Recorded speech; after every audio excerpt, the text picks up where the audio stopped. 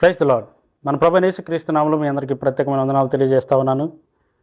దేవుని మహాకృపను బట్టి హోలీ టు ద లార్డ్ అనేటటువంటి యొక్క మొబైల్ పరిచయను ఆరంభించి 11 సంవత్సరాలు కంప్లీట్ చేయడానికి దేవుడు అంతగానో కృప చూపించారు.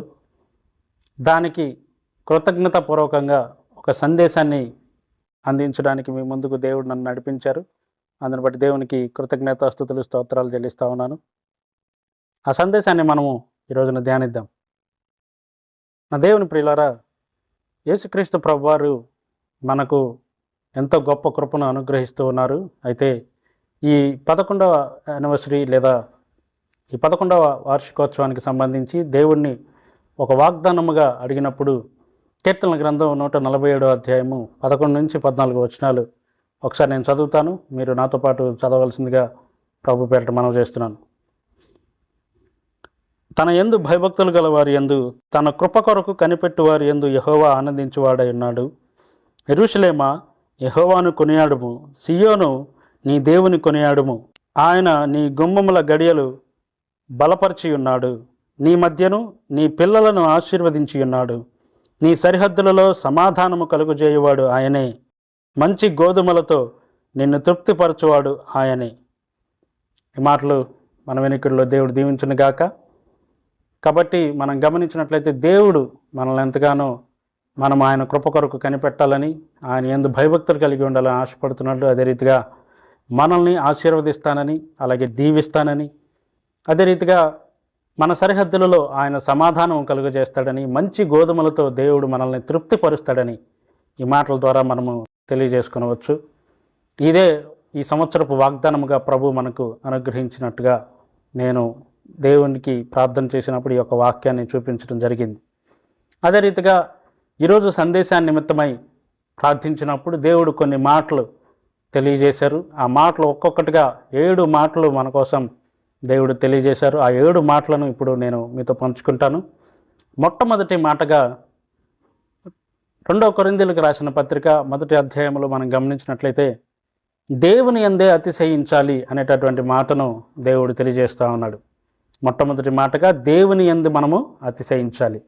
అంటే మనకు సంబంధించి మనం ఎప్పుడూ కూడా దేని యందు అతిశయించాలంటే, కొంతమంది తమకున్న వస్తువుల మీద, ఆస్తుల మీద, అంతస్తుల మీద అతిశయిస్తారేమో, కానీ మనమైతే దేవుని యందు మాత్రమే అతిశయించాలి, లేదా దేవునిలో మాత్రమే అతిశయించాలి. పౌలు భక్తుడు అంటాడు కదా, దేవుడే మా అతిశయము, దేవుని యందు ఉన్నటువంటి పిల్లలైనటువంటి మీరే మా అతిశయము అని చెప్పేసి అక్కడ పౌలు భక్తుడు చెప్తున్నట్లుగా మనం గమనిస్తాం. కాబట్టి నా దేవుని ప్రియులారా, మనము ఎప్పుడూ కూడా గుర్తుపెట్టుకోవాల్సిన విషయం ఏంటంటే, మన అతిశయ కారణము దేవుడు మాత్రమే.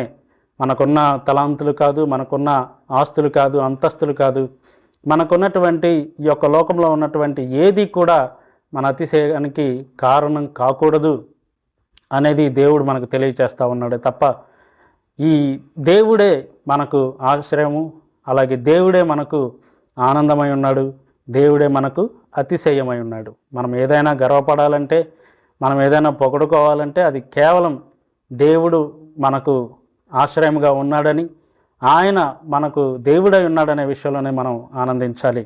అదే రీతిగా వాక్యంలో మనం చూసినట్లయితే యెహోవా తమకు దేవుడుగా గల జనులు ధన్యులు అని చెప్పేసి దేవుని వాక్యం సెలవిస్తుంది. అదే రీతిగా దేవుడు మరొక మారు సెలవిస్తాడు, నేను మీ దేవుడు ఇందును, మీరు నా ప్రజలై ఉంటారు అని చెప్పి దేవుడు అంటాడు. కాబట్టి ఆయన ప్రజలంగా మనం ఉండటమే మనకు దేవుడు అనుగ్రహించినటువంటి గొప్ప భాగ్యం.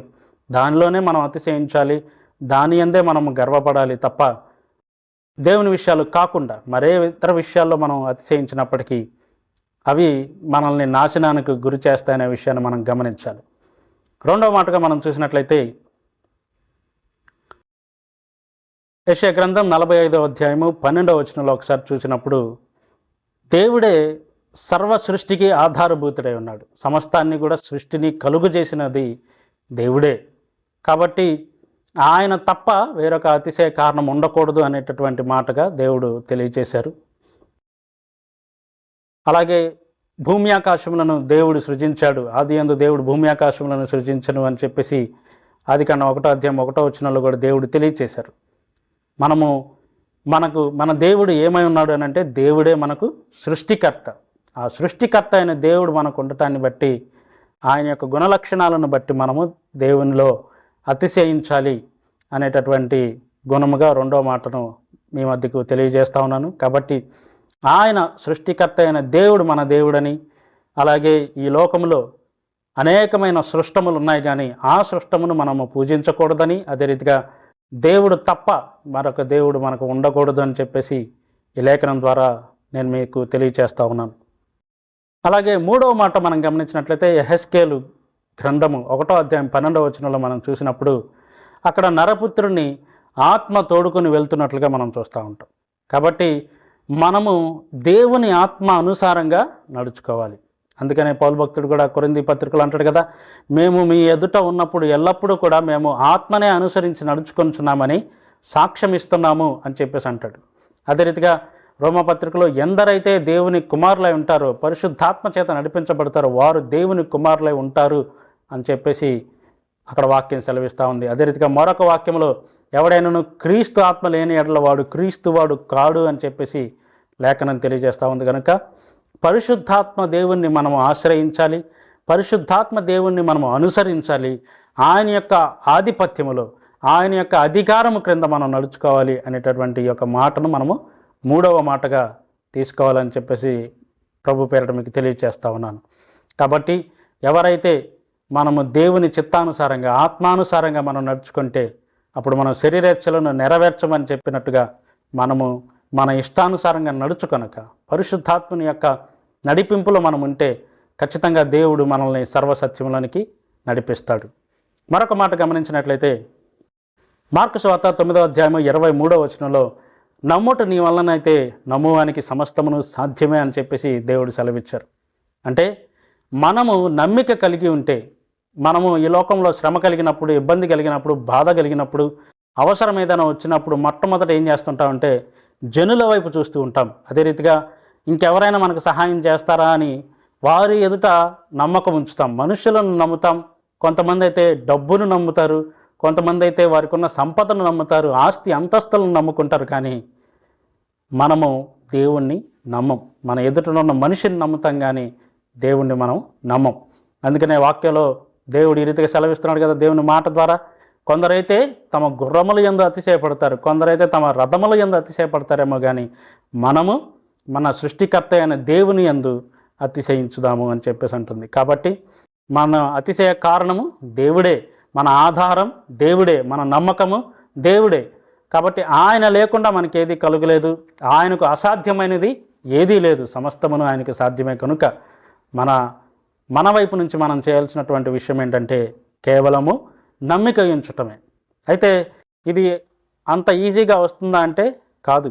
చాలామంది చిన్న చిన్న విషయాల్లో నమ్మకం ఉంచుతారు, కానీ ఎప్పుడైతే పెద్ద పెద్ద అవసరాలు వస్తాయో, పెద్ద పెద్ద కార్యక్రమాలు జరుగుతూ ఉంటాయో, లేదా పెద్ద అనారోగ్యం వస్తుందో అప్పుడు ఇంకేదైనా ఉంటుందా అని డాక్టర్లనో లేకపోతే ఇంకొకటినో ఆశ్రయిస్తూ ఉంటారు. కానీ దేవుని వాక్యానుసారంగా నడుచుకునేవారు చేయవలసిన పని ఏంటంటే మన మొట్టమొదటి ఆశ్రయ దుర్గము దేవుడే. పాత నిబంధన గ్రంథంలో వారు అనేకమైన యుద్ధాలకు వెళ్ళేటప్పుడు దేవుణ్ణి యుద్ధ విచారణ చేసినట్టుగా మనం చూస్తాం. దేవా మీరు మాతో వస్తారా అని చెప్పి. అదే రీతిగా ఈ రోజున మనము చేస్తున్న ప్రతి పనిలోనూ దేవుణ్ణి అడగాలి, ప్రభా ఈరోజు మాతో వస్తారు కదా, మమ్మల్ని నడిపిస్తారు కదా, మేము మీ యందు నమ్మిక ఉంచున్నాం ప్రభా, కాబట్టి మేము మీ విశ్వాసము గనుక మా యొక్క జీవితంలో మీరు రండి మమ్మల్ని నడిపించండి అని చెప్పేసి మనము విజ్ఞాపన చేయవలసిన వారమై ఉన్నామని ఈ రీతిగా దేవుని మాటను బట్టి తెలియజేస్తూ ఉన్నాను. అదే రీతిగా మనము మరొక మాటను గమనించినట్లయితే మీకా గ్రంథము 7వ అధ్యాయం 7వ వచనంలో దేవుని వాక్యం ఈ రీతిగా ఉంటుంది, నేనైతే యెహోవా యందు ఎదురు చూస్తాను, నేనైతే యెహోవా కొరకు ఎదురు చూస్తాను అని చెప్పేసి అక్కడ లేఖన భాగం తెలియజేస్తుంది. కాబట్టి మనం ఎప్పుడూ కూడా దేవుని మీద ఆధారపడాలి, దేవుని కోసం ఎదురు చూడాలి, దేవుని కోసం మాత్రమే మనము ఎదురు చూడాలి అని చెప్పేసి ఇక్కడ లేఖనం ద్వారా తెలియజేసుకోవచ్చు, లేఖనం ద్వారా మనము తెలుసుకొనవచ్చు. కాబట్టి నా దేవుని ప్రజలారా, దేవుణ్ణి మాత్రమే ఆధారంగా చేసుకోవాలి. అదే రీతిగా దేవుని కోసమే మనము నిరీక్షణ ఉంచాలి. మన నిరీక్షణ అంతా కూడా దేవుని మీదనే ఉండాలి. ఎప్పుడైతే లాజరు చనిపోతాడో అక్కడకు యేసుక్రీస్తు ప్రభువారు కొన్ని దినాలు ఆగి వస్తాడు. అప్పుడు సహోదరులైనటువంటి మార్తా మరియు మరియా వారు యేసుక్రీస్తు ప్రభువారితో ఈ రీతిగా అంటుంటారు. ఏమనంటే, ప్రభా నీవు గనక ఇక్కడ ఉండుంటే సహోదరుడు కనుక లాజరు బ్రతికి ఉండేవాడు, చనిపోయేవాడు కాదయ్యా అని అంటే, ఇప్పుడైనాను నీవు నమ్మిన ఎడల దేవుని మహిమ చూస్తావని చెప్పేసి దేవుడు చెప్తారు. అయ్యా మరి ఆయన ఎలాగ తిరిగి లేస్తాడంటే, ఆయన తిరిగి లేస్తాడు, నువ్వు నమ్మకం ఉంచు అంటే, అవునయ్యా వారు రాకడలో తిరిగి లేస్తారని నాకు తెలుసు, అయితే ఇప్పుడు నీవు గనక ఉండుంటే ఆయన లేచేవాడేమో అని చెప్పేసి అంటే, యేసుక్రీస్తు ప్రభువారు అంటారు కదా, ఇప్పుడైనా కూడా నువ్వు నమ్మితే దేవుని మహిమను చూస్తావు, పునరుద్ధానమును జీవమును నేనే, నా యందు విశ్వాసం ఉంచువాడు ఎన్నటికి నీ చనిపోడు, బ్రతికి నా యందు విశ్వాసం ఉంచువాడు ఎన్నటికి నీ చనిపోడు, ఒకవేళ చనిపోయినను తిరిగి లేస్తాడని చెప్పేసి అక్కడ లేఖన భాగము తెలియజేస్తూ ఉంది. కాబట్టి ఈ రీతిగా మనము మన నిరీక్షణ కారణం, మన నిరీక్షణ మార్గం దేవుడే. మన నిరీక్షణ అంతా కూడా దేవుని మీదనే ఉండాలి అని చెప్పేసి మనము లేఖనం ద్వారా తెలుసుకొనవచ్చు. అక్కడ మీకా భక్తుడు అంటున్నట్టుగా, నేనైతే యెహోవా యందు కనిపెడతాను, యెహోవా కొరకు కనిపెడతాను, సాతానా నీవు నా మీద గర్వించవద్దు, ఆనందపడవద్దు, నన్ను తొక్కేసానని అనుకోవద్దు, కారణము నా దేవుడు నాకు తోడై ఉంటాడు, నా గుమ్మములు మరలా కట్టబడతాయి, నా సరిహద్దులు మరలా విశాలపరచబడతాయి అని చెప్పేసి అక్కడ మీకా గ్రంథంలో మనం లేఖనం ద్వారా తెలుసుకొనవచ్చు. ఈ రీతిగా నా జనులారా, దేవుడు మనకు తెలియచేస్తున్న విషయం ఏంటంటే, మనము దేవుని మీద ఆధారపడాలి, అదే రీతిగా దేవుడు మన నిరీక్షణకు కారణం అవ్వాలి, నిరీక్షణకు ఆస్పదం అవ్వాలి. అప్పుడే మన జీవితంలో ఒక నూతనమైన విషయాలను మనము తెలుసుకొనగలుగుతాం, నూతనమైన దీవెనలను మనం పరలోకం నుండి పొందుకొనగలుగుతాం.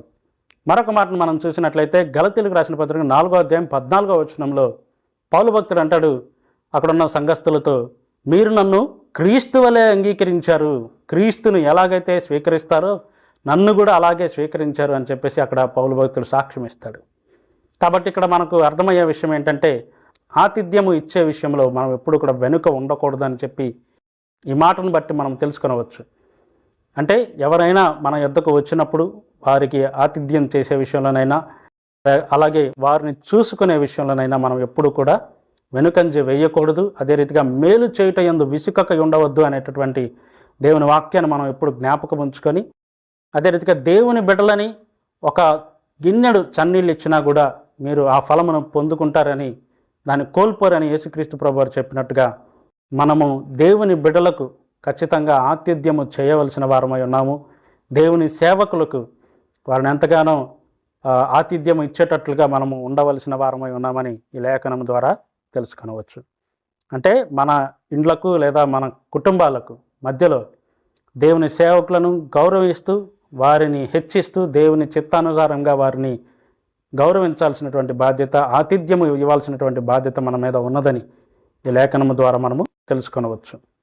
చివరి మాటను మనం చూసినట్లయితే లూకాసు వార్త 16వ అధ్యాయం 13వ వచనంలో దేవుని వాక్యం ద్వారా మనకు లేఖనం ఏం తెలియజేస్తుందంటే, మనము దేవుణ్ణి సిరిని సేవించలేము. కాబట్టి మనం అయితే దేవుణ్ణి సేవించగలం లేదా సిరిని సేవించగలం. సిరి అంటే కేవలం ఇక్కడ డబ్బే అనుకుంటారు, అదొకటే కాదు, డబ్బుతో పాటుగా సంపాదన, ఆస్తి, అంతస్తులు, మనము దేని మీద అయితే మన ఫోకస్ ఉంటుందో దాని మీద మనము మన యొక్క దృష్టిని అంతటినీ పెట్టి మన యొక్క జీవిత గమ్యమే, లక్ష్యమే అదిగా పరిగెడుతూ ఉంటాం. మన జీవితాన్ని, ఆత్మీయ జీవితం కూడా అటే వెళ్ళిపోతూ ఉంటుంది. అయితే ఎప్పుడైతే మన ఫోకస్ అంతా కూడా దేవుని మీద ఉంటుందో, దేవుణ్ణి మాత్రమే మనము సేవిస్తూ ఉంటామో, అప్పుడు మనకు కావాల్సినవన్నీ కూడా దేవుడే దయచేస్తానన్నాడు. అందుకే వాక్య భాగంలో ఏముంది, మీరు మొదట దేవుని రాజ్యాన్ని, నీతిని వెదకండి, అప్పుడు మీకు కావలసినవి ఉన్నవన్నీ కూడా అనుగ్రహించబడతాయి. అడుగుడి మీకు ఇయ్యబడును, తట్టుడి మీకు తీయబడును, వెదకుడి మీకు దొరకను అని చెప్పి యేసుక్రీస్తు ప్రభువారే తన లేఖనం ద్వారా తెలియజేశారు. కనుక మనం అడగక మునుపే మన అక్కర్లను ఎరిగి ఉన్న దేవుడు మనకున్నారు కనుక, ఊహించిన వాటికంటే, అడిగిన వాటికంటే అత్యధికముగా దయచేయగల సామర్థ్యం దేవునిలో ఉన్నది కనుక, క్రీస్తు యేసునందు మహిమలో మన ప్రతి అవసరము తీర్చబడుతుంది కనుక, మనము సిరి మీదనో, సంపద మీదనో, ఆస్తి అంతస్తుల మీదనో మన దృష్టిని కేంద్రీకరించటం కాదు, కానీ దేవుణ్ణి మాత్రమే మనం సేవిస్తూ ఆయన చిత్తానుసారంగా మనం నడుచుకున్నట్లయితే మనకు కావలసినవన్నీ కూడా దేవుడు అనుగ్రహిస్తాడు అనేటటువంటి ఆ యొక్క కోణంలో మనము ఉంటాము. మన ఆత్మీయ జీవితం కూడా కట్టబడుతుంది. కాబట్టి ఇప్పటి వరకు చెప్పుకున్నటువంటి 7 మాటల్లో ప్రాముఖ్యంగా మనం గమనించినట్లయితే దేవుడే మన యొక్క కేంద్రీకృతమై ఉండాలి. ఫోకస్ అంతా కూడా దేవుని మీదనే ఉండాలి. దేవుడే మన అతిశయ కారణమై ఉండాలి. దేవుడే మనకు నిరీక్షణకు ఆధారమై ఉండాలి. దేవుడే మన ఆశ్రయదుర్గమై ఉండాలి. అదే రీతిగా దేవుని చిత్తానుసారంగా పరిశుద్ధాత్మని యొక్క నడిపింపులో మనం నడుచుకోవాలి. అదే రీతిగా దేవుని బిడ్డలైనటువంటి వారిని మనము మంచి మనసుతో, నిండైన మేలైన మనసుతో మనము ఇతరులకు మేలు చేస్తూ, ఆతిథ్యం ఇస్తూ, దేవుని సేవకులకు ప్రత్యేకంగా ఆతిథ్యం ఇస్తూ మనం నడుచుకోవాలి. దేవుణ్ణి సిరిని సేవించలేము గనుక దేవుణ్ణి మాత్రమే సేవిస్తూ దేవుని చిత్తానుసారంగా నడుచుకోవాలి అని చెప్పేసి ఈ లేఖనం ద్వారా మనము తెలుసుకొనవచ్చు. అలాగే మనమంతా కూడా అందరము కలిసి ఈ రీతిగా ఈ వాక్య భాగంలో తెలియజేసినట్లుగా దేవుడు సృష్టికర్త అయి ఉన్నాడని, ఆయనకు అసాధ్యమైనది ఏదీ లేదని మనం గ్రహించి మన విశ్వాస జీవితంలో మనం ముందు కొనసాగుతూ విశ్వాసమునకు కర్తయు దాన్ని కొనసాగించేవాడైనటువంటి యేసుక్రీస్తు వైపు చూచుచు మనము ఓపికతో పందెములో పరిగెత్తుదాము. దేవుని చిత్తానుసారమైనటువంటి బహుమానమును పొందుకుందాం.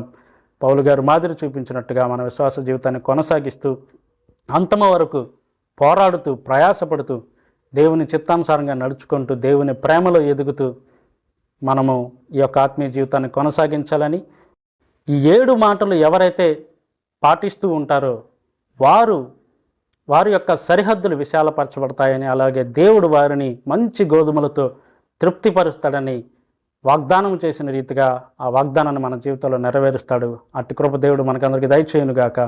ఆమేన్. మీ అందరికీ వందనాలు.